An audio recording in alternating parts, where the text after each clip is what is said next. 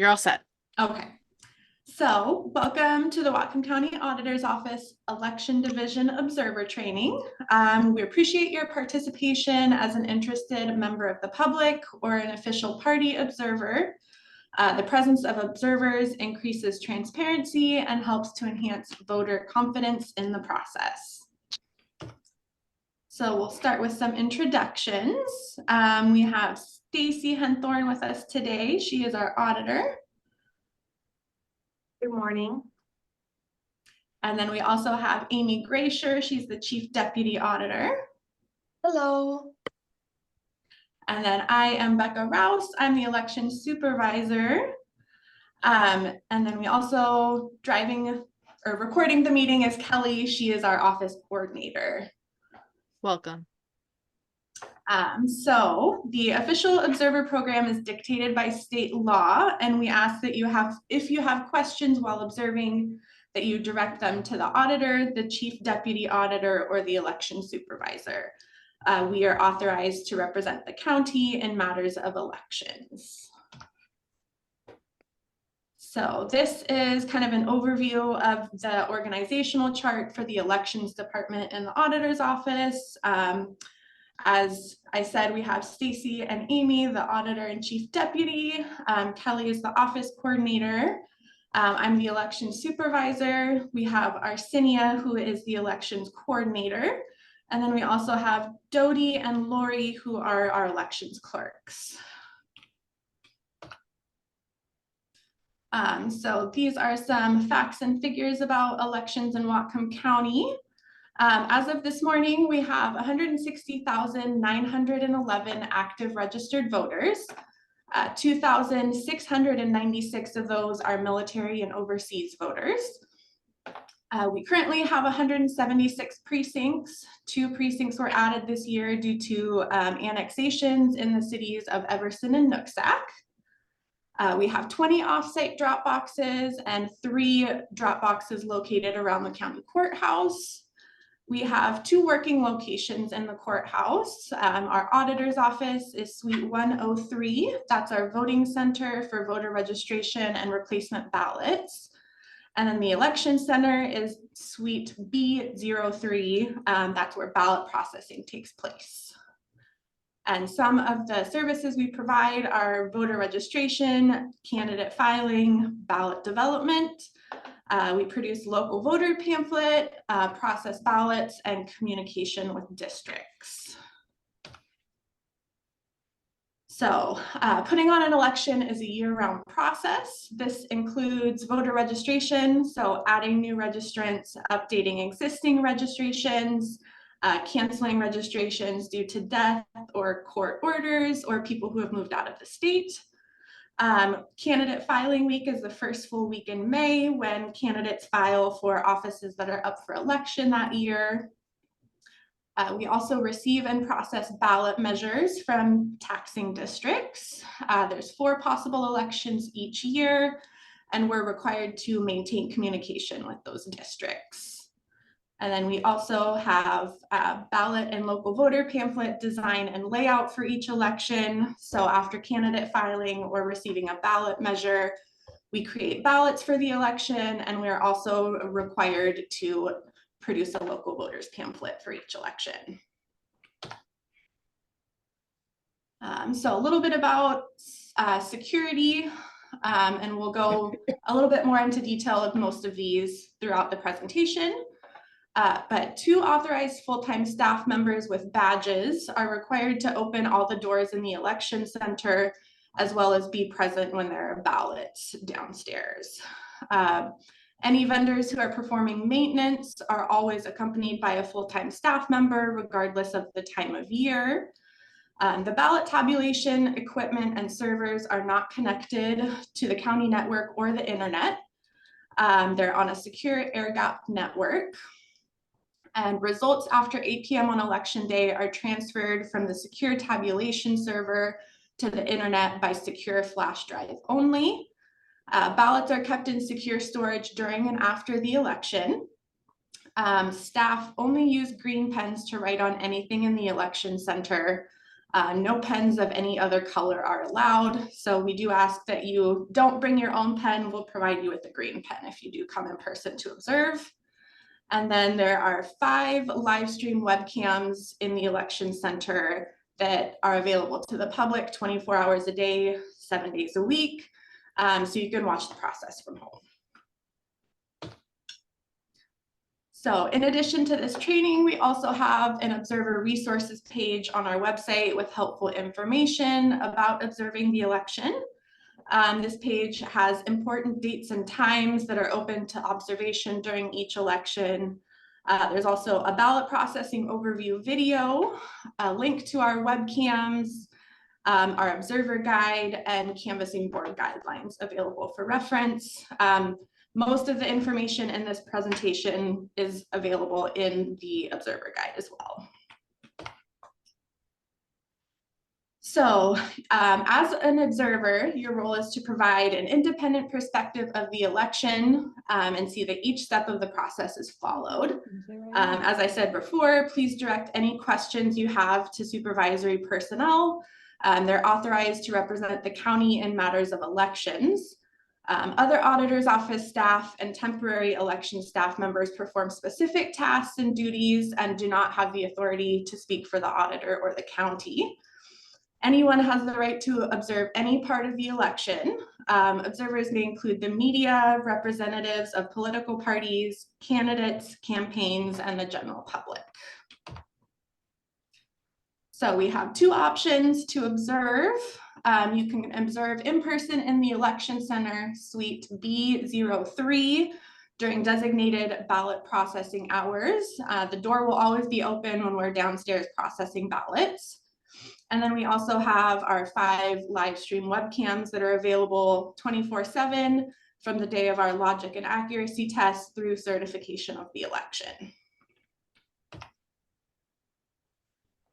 So when observing in person, you'll sign an oath on your first visit for each election.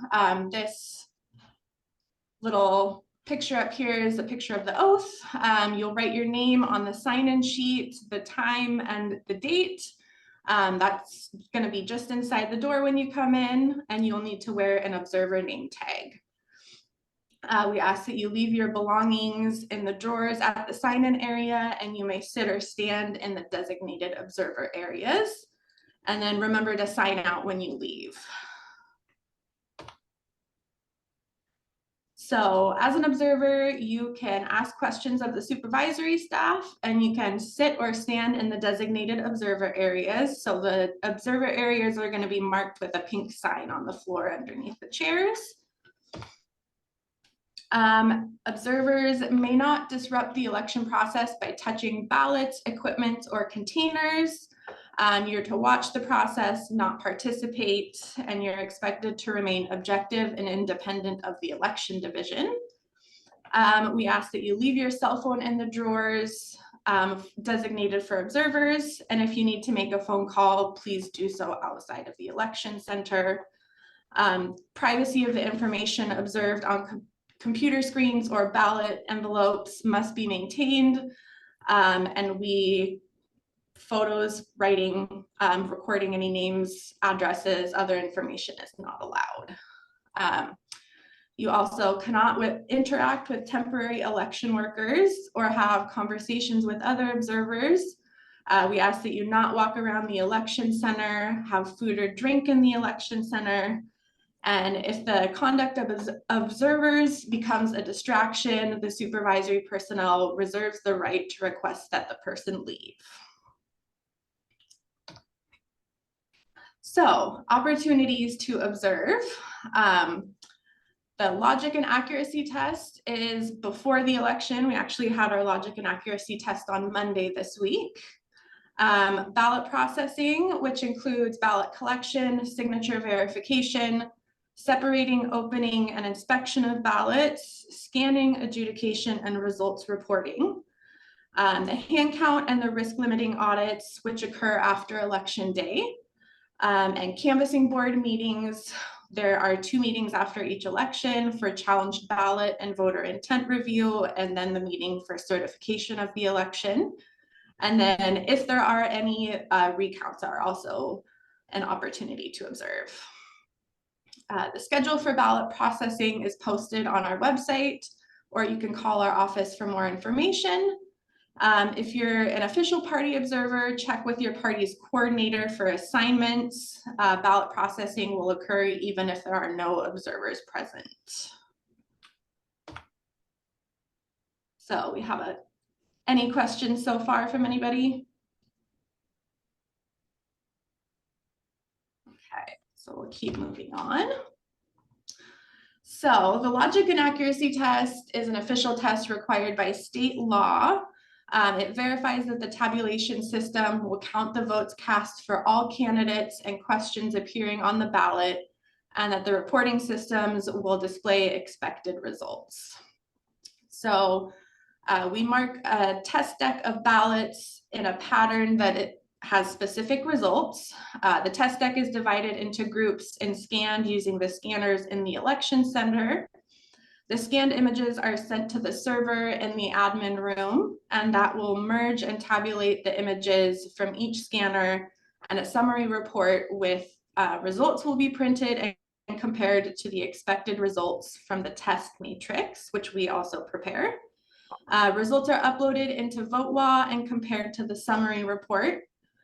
And for primary and general elections with federal and state contests or questions, the Office of the Secretary of State also attends and certifies the test.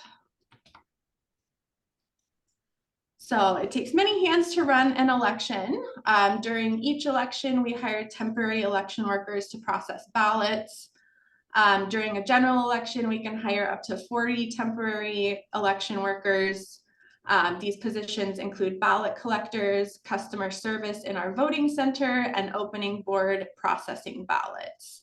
We also have 40 temporary workers who lock each offsite drop box at 8 p.m. on election day. So before we start talking about ballot processing, we're going to go over a brief explanation of different ballot statuses.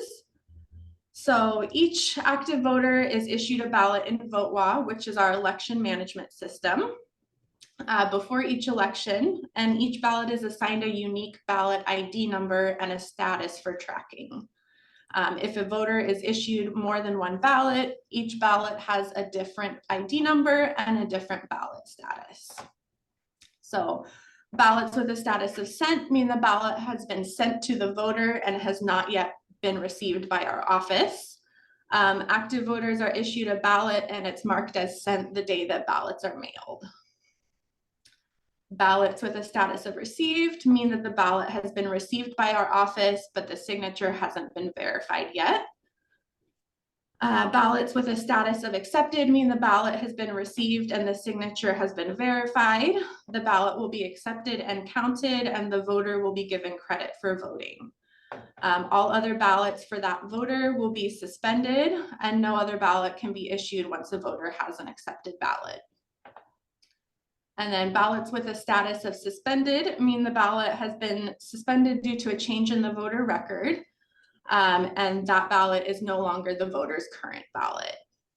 So any change that would suspend a ballot is a voter name change, a change in the residential or mailing address, or a change in the voter status. So they went from active to inactive or active to canceled. And then we also have rejected ballots. So ballots with a status of rejected mean the ballot has been received but has been rejected for one of the following reasons. So signature does not match means that the signature on the ballot return envelope does not match any of the signatures we have on file for that voter. Unsigned means the voter did not sign the ballot return envelope before returning it. Too late means that the ballot was returned late, either postmarked after election day if they returned it by mail, or it was returned late after 8 p.m. to a drop box.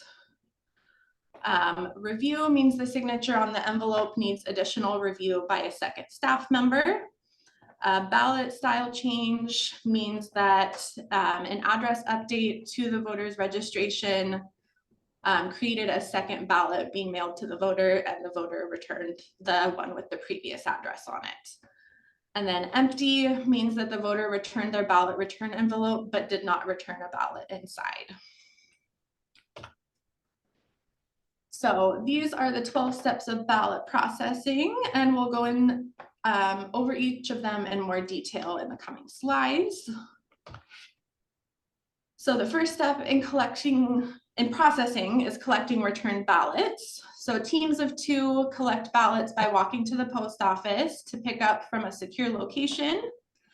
They also walk to the courthouse drop boxes located in our south parking lot, in the rotunda, and in our office lobby. And then they also pick up from offsite official ballot drop boxes. Ballot drop boxes are locked and sealed at all times unless collectors are at the box. And ballots are transported back to the election center in sealed bins using numbered seals that are tracked on logs. So the next step is sorting ballots.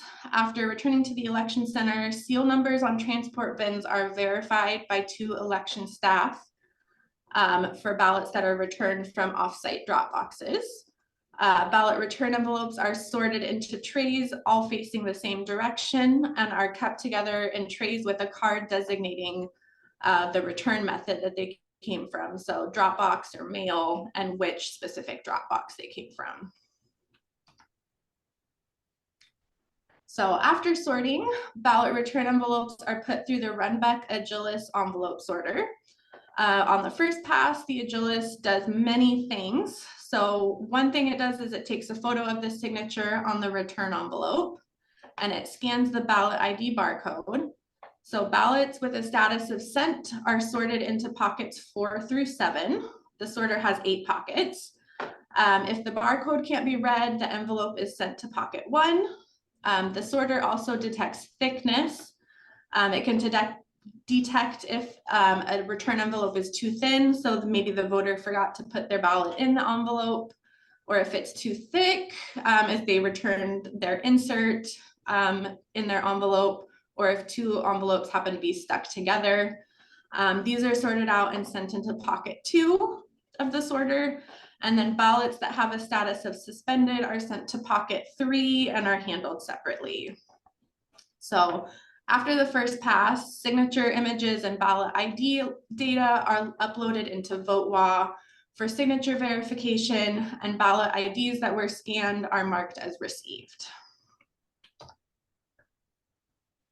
Kind of a second step in step 3 is manual batches. So ballots can also be processed in a manual batch if they're unable to be sent through the envelope sorter. These include replacement ballots that are printed from the online VoteWa voter portal, and ballots that might be damaged if they're bent or wrinkled. Ballots processed in a manual batch are scanned, and the signature is verified in the same step. So step 4 is signature verification. It can be observed upstairs in the auditor's office. Signatures on every return envelope are verified by human eyes before they can be accepted and counted. It's performed only by full-time auditor's office staff, and they have received training by the Washington State Patrol Fraud Division. So a few things we look for is the envelope signed? Does the signature match what is on the voter registration record, or did somebody else sign the return envelope? And if the signature matches, the ballot is accepted. And if the ballot is, or if the return envelope is unsigned, or if the signature does not match, it is rejected. Rejected envelopes are reviewed and audited by a second full-time staff member, which is in step 6. Voters with a signature that does not match or is unsigned are sent a letter to fix the issue, and that letter must be returned to our office by 4:30 p.m. on the day before certification of the election. Voters are also contacted by phone, email, and text if they have provided that information to fix their ballot. So after signature verification, the envelopes are sent through a second pass on the envelope sorter. Ballots with different statuses are grouped together in different pockets. Based on the ballot ID scanned by the sorter, it will slice open ballots with a status of accepted and ballots with the status of rejected will not be sliced open. Accepted ballots are grouped together in pockets 5 through 7 and sliced open. A target card with the group number is placed with each group, tracking the number of ballots in each group, which is typically 125 throughout the rest of the process. So envelopes that have been rejected for signature issues will be diverted into other pockets. Pocket 2 is ballots rejected for signature doesn't match. Pocket 3 is ballots rejected for unsigned. And pocket 4 is ballots rejected for other reasons like review or somebody else signed the envelope. So step 6 is the signature review and audit of rejected ballots. Ballots that were rejected during signature verification are reviewed by a second, more experienced staff member. They are checking to ensure that the signature does not match or the ballot return envelope is actually unsigned. Sometimes voters sign not on the line and that's not captured by the sorter. Voters whose ballots remain rejected after review are sent a letter. They're also contacted by phone, email, and text if they have provided that information. And as I said before, they have until 4:30 the day before certification to respond and have their ballot accepted. Rejected ballots are stored in trays separate from accepted ballots, and they're organized based on the reason they're rejected and filed alphabetically for each reason. Rejected ballots are audited multiple times before being referred to canvassing board for final determination. So, any questions? Okay. So step 7 is opening. Once accepted ballots are put into groups, return envelopes are separated from the security sleeves containing the ballot. Sleeves with the ballot inside are sorted facing the same direction and shuffled before the group is complete. And at this point, how someone voted their ballot is truly secret and can't be tied back to their envelope. Employees confirm that the return envelopes are empty by looking through the holes in the return envelope. So this picture is somebody looking through the hole. Empty return envelopes are stored by group number in the boxes at the back of the election center, and workers initial and date the target card, but don't have to count the ballots yet. So step 8 is opening. After ballots are separated, they move on to being opened. They are removed from the security sleeves and inspected. Workers are inspecting the ballot to ensure that the votes marked will be read by the scanning equipment, and ballots needing additional adjudication are flagged for review in the next step. After ballots are inspected, they're laid flat and counted to ensure they match the number on the target card. Workers initial, date, and write the total number of ballots on the target card. So step 9 is another audit. So groups of ballots are reviewed and audited. They're looking for voter corrections, damaged ballots that may need duplication, and they're making sure that ballots are laying flat and the stubs are removed. Duplication of ballots may occur if necessary. Ballots are duplicated using the accessible voting unit. And times when ballots may be duplicated include damage to ballots that prevent it from being scanned. So maybe somebody spilled food or coffee on their ballot, and also online replacement ballots that are printed from the voter portal. So step 10 is scanning. The number of ballots scanned matches the number on the target card. And then images of scanned ballots are stored on a secure server that is air-gapped with no internet access. You can see the green wires running along the ceiling in the election center from the scanners into the admin room. So after scanning, groups are placed in sealed, tamper-evident bags and are sealed and initialed by 2 staff members and stored in a secure room in the election center until certification. So this middle picture is where we store ballots during the election. The bags are placed in boxes after the election and stored in our secure vault per a state mandated retention schedule. So we keep ballots and anything having to do with the election for 60 days after certification for special and local elections, and 22 months after certification or after the election date for federal elections. And then sealed bags are only opened by canvassing board or court order. So step 11 is adjudication.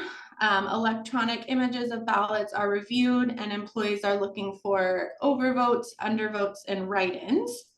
Overvotes are where the voter made more than one selection in a contest or question without making a correction. Undervotes, the voter did not make a decision in a contest or question. And write-ins, we follow voter intent rules, because sometimes they don't read as votes. They wrote a name on the line but didn't fill in the bubble, or they wrote in a name that's already on the ballot. So we use the Washington State Voter Intent Manual to ensure decisions are made consistently, and ballots with any unclear voter intent are referred to canvassing board to make a final decision.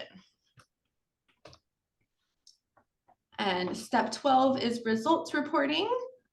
Results are unknown until 8 p.m. on election day. Display of results are disabled in our tabulation system, and a password is required to enable results reporting. Tabulation occurs and results are uploaded to VoteWa via a secure flash drive and posted to our website shortly after 8 p.m. Ballots are processed each day following election day until certification, and results are uploaded daily as long as there are more than 500 ballots to be counted in our office. And then certification of the election takes place, Certification takes place 3 weeks after the November general, 2 weeks after the August primary, and 10 days after special and presidential primary elections. And then these are our post-election audits. So the manual hand count occurs the Thursday after election day. Representatives from each party select 6 random groups of ballots and a contest or question on Wednesday after the election day to be hand counted.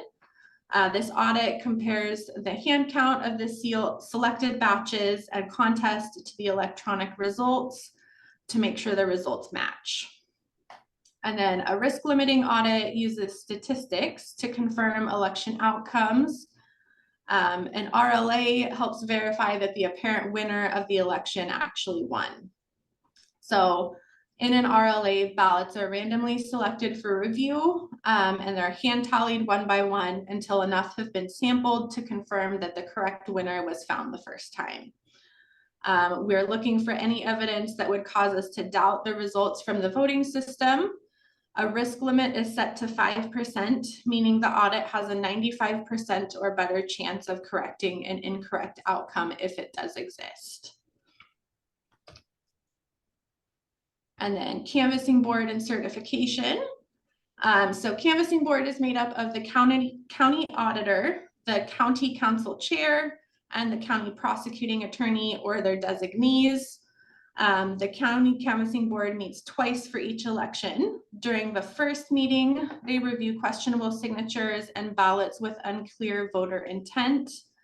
Only the canvassing board can reject a ballot.